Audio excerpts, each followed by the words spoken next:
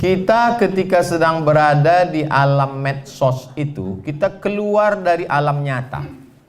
Bapak Ibu mau tak mau, suka tak suka, coba rasakan dengan perasaan ketika masuk ke dalam alam Instagram, komen di YouTube, di Facebook, itu seolah-olah kita sedang berada di dalam alam yang tersendiri.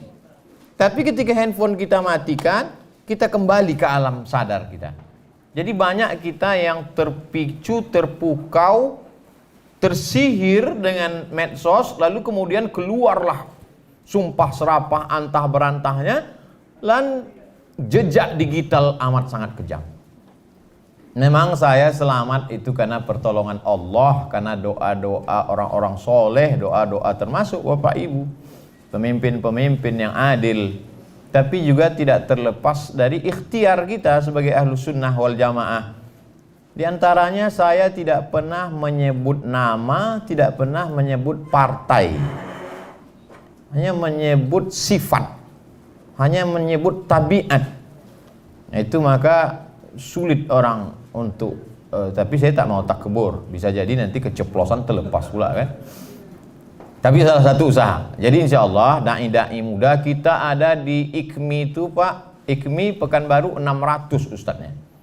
MDI 1000. Jadi MDI dan IKMI itu 1600. Belum lagi IKADI, kemudian Muhammadiyah, Nahdlatul Ulama, belum lagi ustadz yang tidak terikat dengan organisasi. Maka bisa jadi ustadz di Pekanbaru 3000 ustadz dengan jumlah penduduk kota Pekanbaru 1.200.000. Jadi perlu memang pelatihan-pelatihan supaya selamat dari jeratan hukum, selamat dari UU ITE, selamat dari macam-macam.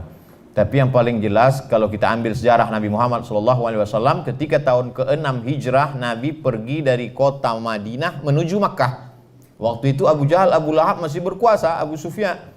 Lalu kemudian ketika Nabi akan masuk, mereka tidak kasih masuk.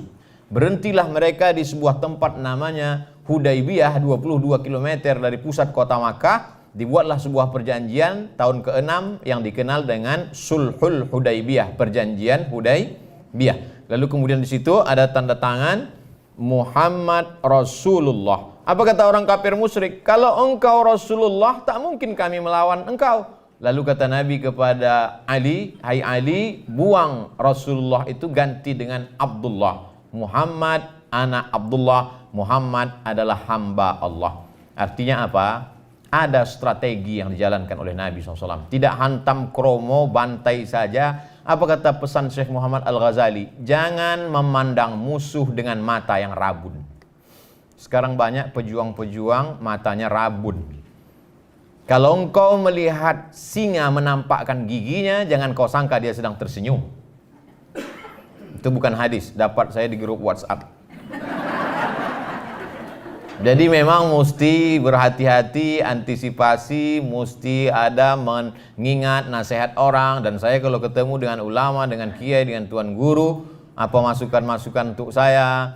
Ada kawan-kawan ceramah di advokat, pengacara, apa ya, mereka sampaikan semua. Tapi balik lagi kepada kalau kita sudah berusaha optimal, terjadi juga qadar Allah. Tapi kalau kita tidak ada usaha, maka sesungguhnya itu adalah hukum sebab dan akibat.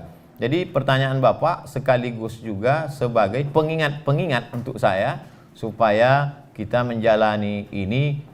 Intinya hidup ini tidak pernah ada selesai as-sira' bainal haqqi wal batil, antara hak dan batil. Itu sudah sunnatullah.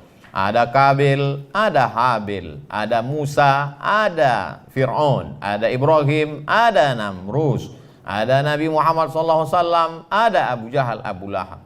Bapak Ibu, kalau kebetulan ada teman yang kira-kira selalu mengganggu, katakan begitu. Aku sabar menghadapi engkau, karena memang sudah begitu dari dulu.